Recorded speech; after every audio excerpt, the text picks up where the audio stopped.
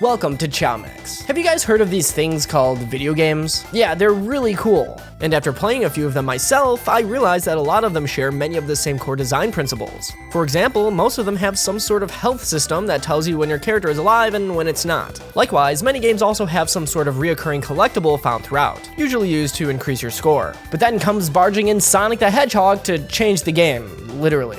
For the first time, a game ingeniously fused its health system with its collectible system through the introduction of rings. No longer were these two mechanics separate entities. They became codependent, adding layers of complexity and strategy to the gameplay. It was extremely innovative for its time. Sonic's rings aren't just objects you collect to satisfy that innate goblin instinct to hoard shiny things. They serve as your lifeline, your buffer against the many dangers that Sonic faces. Scattered liberally throughout each zone, these rings added a sense of satisfaction, but also leniency to the gameplay. Unlike most games where taking damage is a punishing setback that reduces your health, Sonic's rings offer players a unique, forgiving approach. You could take a hit and not immediately lose a life as long as you had some rings on you. And because the rings you've collected would scatter upon being hit, you'd have a chance to pick them back up again, giving you another fighting chance. As long as the player could manage to hold on to at least one single ring, they'd be able to withstand any hit. Except getting crushed. Don't get crushed. Rings are an important part to Sonic's gameplay and can be found pretty much anywhere in abundance. So much so that I think we forget to stop and think, what the heck even are these things? I mean, they magically float and rotate in the air, appear out of nowhere, and provide our heroes with quite a bit of power. When you think about it, rings are actually quite mysterious. So join me today as we attempt to uncover the fascinating lore of rings.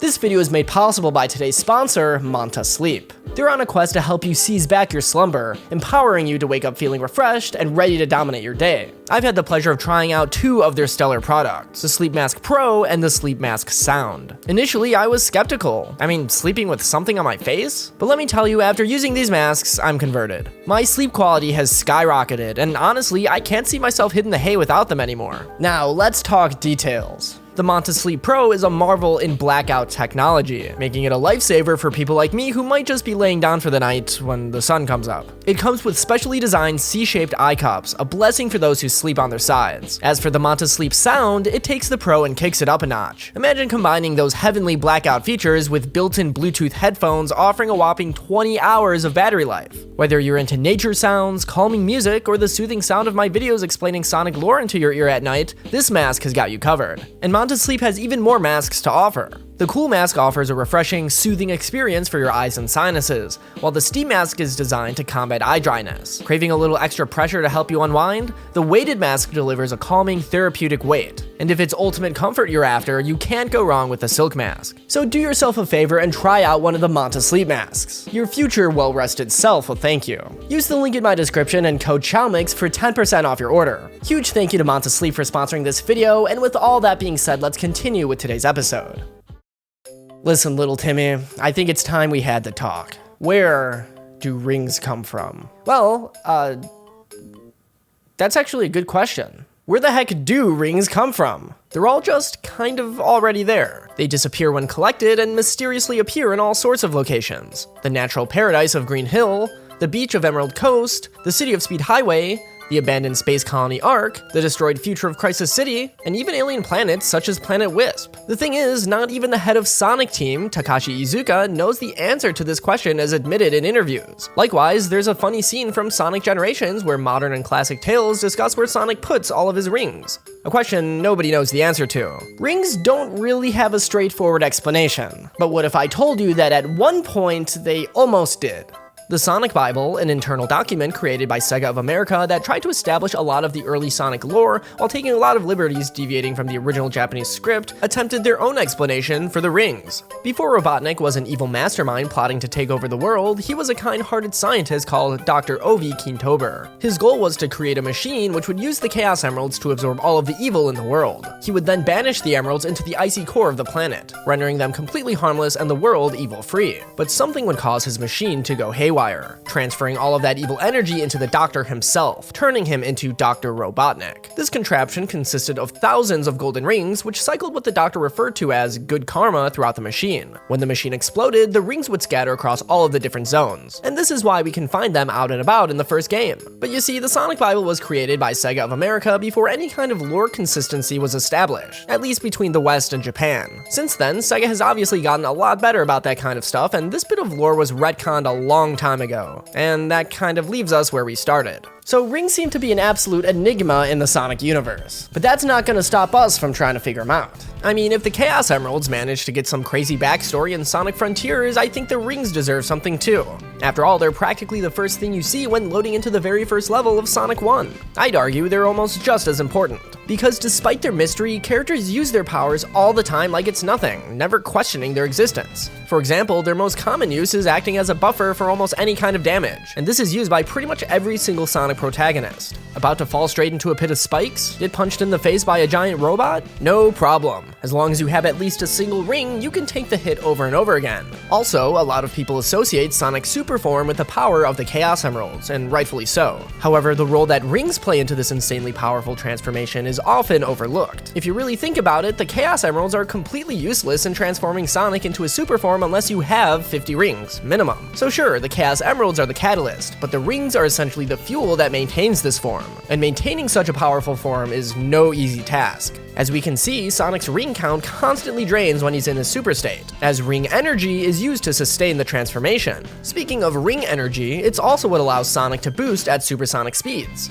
In almost all of the boost games, collecting rings fills Sonic's boost gauge. Hell, in Sonic Unleashed, Sonic's boost gauge literally says ring energy, which further emphasizes their importance. Without ring energy, Sonic would be much slower, less powerful, would be defeated way easier, and straight up wouldn't be able to perform some of his most incredible feats. But besides providing power, rings also serve as a form of currency in Sonic's world. Look at how Sonic uses them to buy things like the various power-ups in Sonic 06, the food items in Sonic Unleashed, and the abilities in Sonic Generations. There's even a level in Shadow the Hedgehog's Circus Park filled with rings stolen by Dr. Eggman. This could explain how Eggman constantly has funds to build his colossal bases and armada of giant, very expensive looking robots. So sure, you could just say rings are a simple video game system that don't really matter in the grand scheme of things and call it a day. But you can't deny how reliant even our main character is on them. I really don't think rings are something characters aren't conscious of, because if these were only important in a video gamey context, how do you explain all the times they appear in the non-video game mediums like the TV shows, comics, and movies? Especially considering that it's sometimes here where we even get a bit of lore. Sure, it isn't necessarily canon, but maybe it can help point us in the right direction. So let's take a look at how these instances tried or didn't try to explain the rings. Rings appear very briefly in the adventures of Sonic the Hedgehog, making this their first TV appearance. Funny enough, they're blue here for whatever reason and used to take shortcuts in the special zone. Nothing too crazy, but then again, this show isn't particularly known for its deep diving into the Sonic lore. It's actually in the Sonic Sat AM series that the origin of the rings takes an interesting twist. Created by Sonic's Uncle Chuck, power rings surface from a special body of water known as the Lake of Rings. A machine invented by Uncle Chuck and placed at the bottom of the lake generates one of these rings every 24 hours, a rate later doubled to every 12 hours. These power rings possess an intense amount of energy, and Sonic, being the only one that can utilize their power,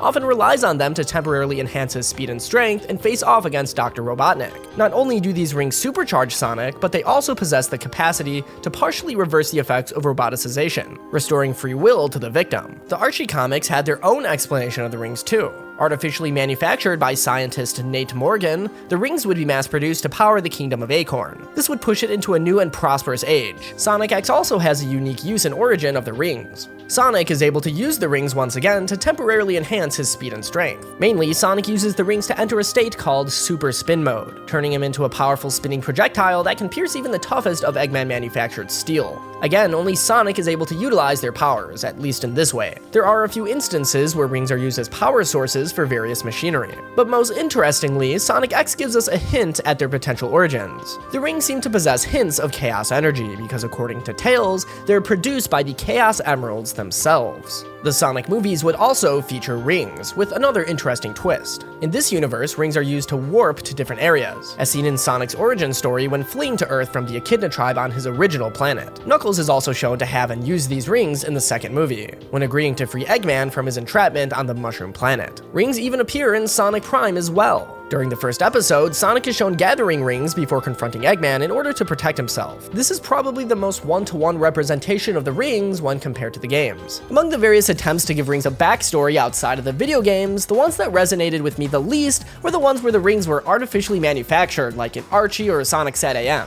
These man-made origins just kind of take away from the magical essence that the rings have in the video game universe. However, the explanation in Sonic X really stood out to me, and that's not just because Sonic Team had direct involvement with the show's production. It feels like the logical explanation given what we know about the games. The concept of rings being byproducts of the Chaos Emeralds actually makes way too much sense for it to not be the canon explanation. When you think about it, the rings have always functioned as a guide, leading us towards the Chaos Emeralds within many of the games. For instance, take the giant ring at the end of the stages in Sonic 1. It acts as a teleporter to the special stage where a Chaos Emerald can be grabbed. In Sonic 2, when you pass through a checkpoint with 50 rings, a portal opens up that can take the player to a special stage where, again, you can obtain a Chaos Emerald. And let's not forget the hidden giant special rings in Sonic 3, which offer yet another way to snag yourself an emerald. The reoccurring theme is clear. All evidence points to the rings having a direct connection to the Chaos Emeralds. And them being connected to the emeralds actually explains so much about their powers. It's why they're able to protect our main characters from harm, and required to obtain and maintain Sonic's Super State. It would also explain why characters in Sonic Adventure 2's multiplayer can perform certain abilities only after collecting a certain amount of rings. Hell, Sonic and Shadow can literally use Chaos freaking Control with the power of the rings.